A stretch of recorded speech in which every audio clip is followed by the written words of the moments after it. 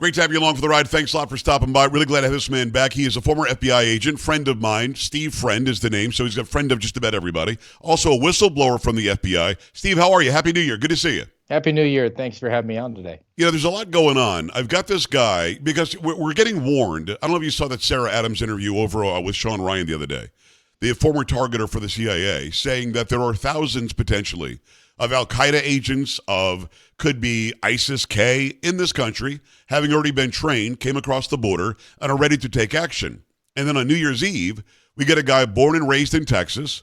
He's a real estate agent, former military guy, who does a terrorist attack and actually says, I did this to get the non-believers or the disbelievers to understand what's coming from the believers. And he's got an Al-Qaeda flag. What am I looking at here? Or an ISIS flag? How does that happen? Well, unfortunately, this is what happens in a free republic. Look, I mean, I have to sort of touch the third rail here. Okay. Being part of a free country involves a certain inherent level of danger. I actually think that the conversation that's going on so much on the conservative side is the wrong conversation now, because we look back on September 11th, and 9/12/2001 was the day that Americans were put for a decision: do you want liberty or security? And we chose security. And in the last quarter century, we have seen the slippery slope actually come to fruition. Right. We're at the very end of the Niemöller poem, and then they came for me, and there was no one left to speak for me. So I think that there's an adequate conversation to be had right now about the threats that the FBI overlooked because they were too busy chasing grandmas down who walked into the Capitol, or moms who were at school board meetings. But the biggest overall problem that I see is the fact that we have now made the federal government, particularly my ex-girlfriend over at the FBI, the arbiter of wrong think. And that should never be at the government's hands, because inevitably the government deems that those who are willing and wanting to bring the government to heel are the greatest threat, which is why they've come after conservatives. Now, as it pertains to this guy down in New Orleans, I think that there was probably some warning signs along the way, but there's also been an ostracization amongst the Muslim community because of the FBI's behavior over the last 25 years, where they have entrapped people. There was a study done by Project Salam that said that 92.4% of FBI cases against Muslim Americans involved entrapment. Someone who is not predisposed or capable of actually carrying out an attack. And as a result, people are not going to report their suspicions, rightful and just suspicions, to the federal government. Well, let me stop you there, because that's a very different angle than I was thinking of. Now, I'm not of the groupthink of conservatives that you were talking about. I think that the FBI should have been focused on the telltale signs of a guy like this and should have focused in on him. When the guy is at the point where he's about to do it, and he says, I was just going to kill my family and friends, but I decided that wasn't going to be big enough and make a big enough impact to show, again, the war between the believers and the disbelievers.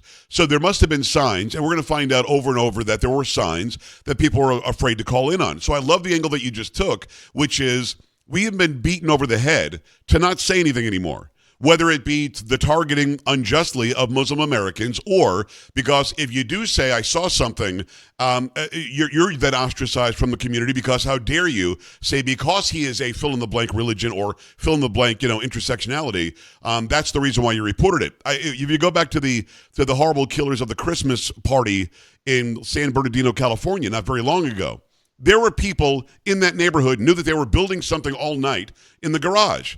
But when they were interviewed after the attack happened, they said, we didn't want to say anything. We didn't want to sort of point somebody out because of what we thought might be going on. So how do we balance that? Where we tell people, see something, say something, but at the same time, don't punish them for saying something? Well, you have the federal government sort of hoisted by its own petard if it was actually interested in bringing legitimate threats to heel, if actually confronting that. We need to do basic things like secure the border, right? I mean, how many thousands and hundreds of thousands, potentially millions of bad actors have come across? We need to do things like stop sending money to pretend NGOs that are actually fronts for the Taliban over in the Middle East. These are basic things. And we need to stop going after people for their First Amendment protected activity, so that when someone shows up and it says, I'm from the government and I'm here to help, we don't immediately close the door in their face. There's actually a nice relationship there. And I think that also starts at a local level as well. I mean, the federal government has co-opted so many of these local agencies with the golden handcuffs because they can print unlimited amount of money. They can borrow it or print it against our kids and our grandkids. And then they offer those payments to the local agencies, and the local agencies that are underfunded, under resources, accept it, but there's always strings attached to it. So there's certain things that we would expect from the government to take on. But I think that ultimately we need to change as a society. We need to change the way we do things. We need to not say young men who are of fighting age, the ones who are typically co-opted, that you're a bad guy because you're a man.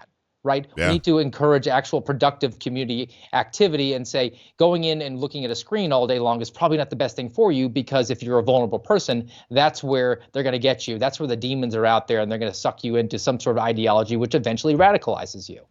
Steve Friend, former FBI agent, FBI whistleblower. He's the host of the American Radicals podcast over on Rumble. Go check that out. Get his book called True Blue. Do you know the mechanism by which radicalization happens? Again, you've got a guy who's a military guy, a guy who's a real estate agent from Beaumont, Texas. I think he lived in Houston. Somehow somebody got to him and radicalized his heart and mind to the point that he should kill as many people as possible for the cause, and fill in the blank cause, depending on what nut job we're talking about. How does the radicalization happen? Do you know? It's really hard to tell, particularly for this guy, because he was not the typical profile that you see that happened in. Normally, it's someone who's young, someone who's emotionally disturbed or low intelligence, and they, because we live in a digital age, are able to communicate with people. And let's say it's a righteous indoctrination. That goes on. It's normally by someone who's older, someone who's respected, almost a mentor figure that can bring them into that. And actually, similarly, that's what the FBI does for many of its entrapments. It finds vulnerable people, people who are not that smart, emotionally disturbed. A lot of times they're teenagers, and they will present an authority figure. Maybe they don't have dad at home or another strong male figure, and they're able to bring them into this community, which they are at their heart seeking. Right. And I think another thing just to touch on with the fact that there's the see something, say something is out the window now. One thing that your audience might not be aware of, again, from the Patriot Act, is the fact that the FBI can open an assessment on any American, not for a reasonable suspicion, not for probable cause, but for an articulable purpose. So just, I have a funny feeling about that guy. And as a result of that, nobody wants to come forward and say, hey, I have a legitimate concern. My neighbor's doing things that are kind of sketchy here. Well, because now the FBI has a man and can open a case on you just because you're presented yourself as someone who's a good actor here, who wants to be a good citizen. Well, then that, of course, dissuades people from reporting things. So see something, say something is BS. So how do you reform that, Steve? Do you have to make a rule at the FBI level? Does the DOJ have to make a rule? You cannot open some file or report on somebody simply because they reported something they saw? Do people have to do this anonymously to where they don't even say who they are when they do it? How do you fix it? I think you can attack it from many aspects. I think from the executive branch, which is the FBI, they need to do things like voluntarily submitting search warrants to judges until we can get the Congress in line to actually pass legislation that's going to do away with so much of the stuff that we saw with the Patriot Act. You know, they extended the Section 702 FISA here. The presentation of something like that, we say, oh, it's somebody who's overseas, who's an official for a foreign country. So it doesn't affect Americans. Well, the FBI actually has a portion of its guidance book that says they can open up a full counterintelligence investigation on anyone who they believe to be being targeted by a foreign actor. So if we monitor foreign signals intelligence when they're doing it and they happen to send a spam email to an American, well, now the FBI can open that up. That's some policy that can be done away with on day one by Akash Patel, hopefully if he makes it through the confirmation process. It's Steve Friend, FBI whistleblower, also the host of the American Radicals podcast over on Rumble. It's AMRAD Pod on Rumble. Get his book called True Blue. We've talked about this before, but your belief is that the FBI should not be an agency that has any force at all, should only be investigative. In fact, I think you said that you don't even think they should carry guns. They should actually employ the help of the locals, whether it be state police or local county sheriffs or whatever, city police. They do the enforcement part. The FBI does the investigative part. You still believe that? I think that that's a potential remedy that we remove the teeth off of the attack dog. And this is not unprecedented. The DEA has these these investigators. If you're an FBI agent, a DEA agent, U.S. Marshal, ATF, whatever, the actual job description or title is not special agent. That's a colloquial term. The Okay. actual job designation is an 1811 criminal investigator. The DEA has 1810 investigators. They are unarmed. They typically will do audits of pharmaceuticals at doctors. Think like a pill mill, a pain Yes. doctor overprescribing. There's no reason why there can't be some sort of a hybrid where you do criminal investigations, you're doing it in an unarmed capacity, you can partner with a local agency, and you can actually deputize them to the U.S. Marshal Service, which the FBI already does now. You could just enhance that. And therefore, we take away the guns from the FBI, and they have to get the permission of the local agencies to effect an arrest. So it's a final stopgap measure that your local and state police authorities, those who are most accountable to you, those who you pay with your tax dollars, the sheriff who you elect with your vote, could really stand in the gap and protect you against an out-of-control, weaponized FBI. Well, I mean, it makes sense. Instead of having, 15 FBI agents show up to the guy who prayed at the abortion clinic's house, you have the FBI investigate it, say there might be a breach of law, get the locals involved. You get some deputy show up and say, we got to take you down and ask you questions about whatever. I mean, that's a whole different thing. We've all now seen the video of the family scared to death in their house because it looked like a militia showed up with long guns. So, I mean, we can do away with that right away, could we not? Absolutely. And then one of the things you can do if you're worried about the SWAT arrest, as I am, and that's one of the elements that I blew the whistle on, was the overly broad use of SWAT against someone who said they would be cooperative. And we sent a SWAT team to their house when they hadn't been communicated with in over 18 months. Seemed like sort of a setup for a Ruby Ridge scenario. Yes. The FBI has a decision tree. They call it a matrix for the use of a tactical team. The presence of a firearm is enough to justify use of SWAT. Well, I mean, we're Americans, aren't we? We have a Second Amendment. If you are not a prohibited person, you should have a reasonable expectation that you can own a firearm without fear that even if there's a reasonable suspicion or probable cause to arrest you, that a tactical team is not going to roll up on your driveway at 6 o'clock in the morning. They need to stop doing things just because they've always done them. The antiquity of error is no justification for its perpetuity.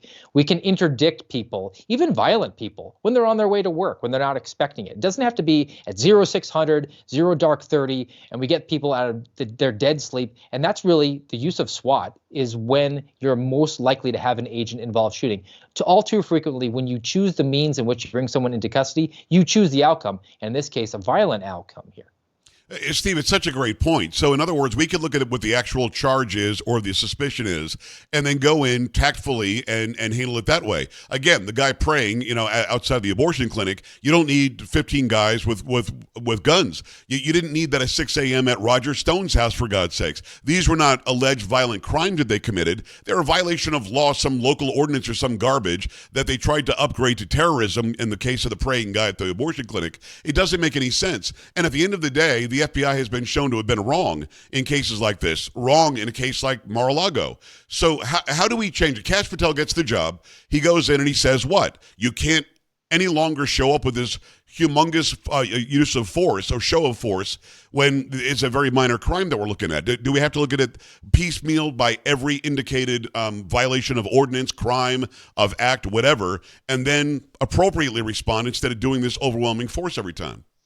They have to get away from making the process the punishment, right? Okay. It's not incumbent on them. If you're in law enforcement, if you're in the FBI particularly, your prime directive is due process. You gather the facts, you present them. That person has their day in court. You're not the judge, jury, and executioner here. So the mandate needs to come down that the FBI should pride itself on bringing someone into custody using the least amount of force necessary to do that. That should be an actual helmet sticker for the people doing that. They should be happy in doing that. Yes.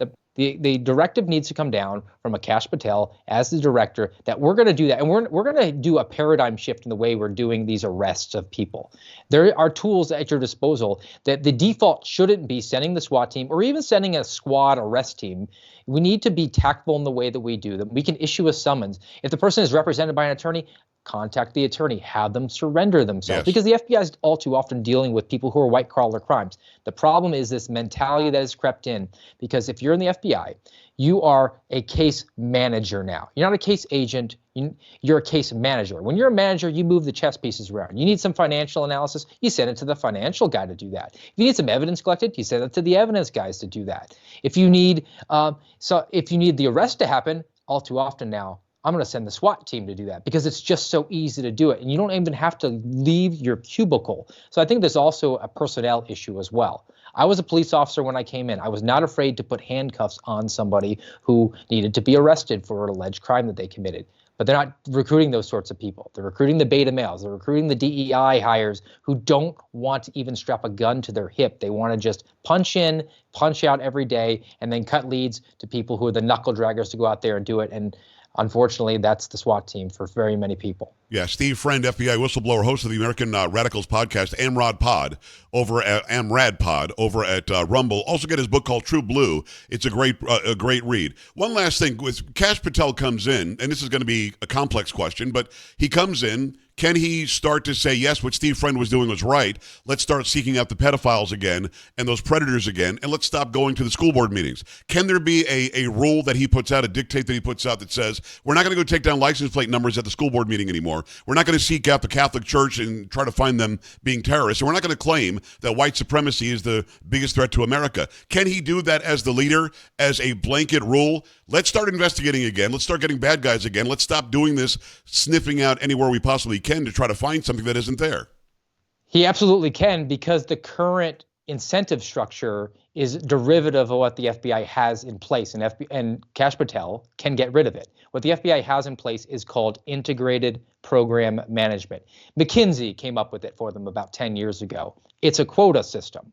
So the FBI sets quotas for itself to arrest certain people for certain violations, to use certain tools, to draft a certain amount of intelligence products, which they then imbibe and then drive the mission forward. Right. If you eliminate the quota system and then just tell people to go forth and communicate with their local partners about local crimes that are going on in ways that we can augment them and bring them up to a federal level, that's the best thing that we can do. That the FBI has always said that they pride itself on doing, is cooperating with their local partners, state, sheriffs, tribal, and find out what the crimes are that are afflicting those communities. And another element to it is the national security space. Look, they need to do away with domestic terrorism. That should just be investigated as a criminal matter, because there isn't a domestic terrorism statute. And then also, I do away with the intelligence branch. The intelligence branch just collects intelligence on Americans for reasons that we don't know, just to create their term papers that they write and they have a quota for.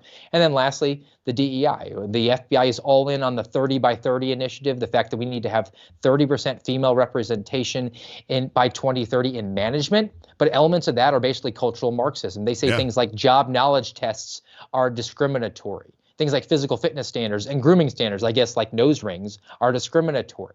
Wow. All of that can be done away with on day one by a Director Patel. An obvious reference to that the FBI agent that got it all wrong the other day, who was speaking about New Orleans, saying this isn't terrorism, but it was terrorism. And you're right. I mean, even if you wear a nose ring, there could be standards where you're not going to wear it while you're on the job representing this great organization. Steve, I appreciate the time. Happy New Year. Go to AMRAD Pod over on Rumble. Get his book called True Blue. It's Steve Friend. Steve, thanks. Thanks, Jeff. All right, brother. We're back after this. Stay right here.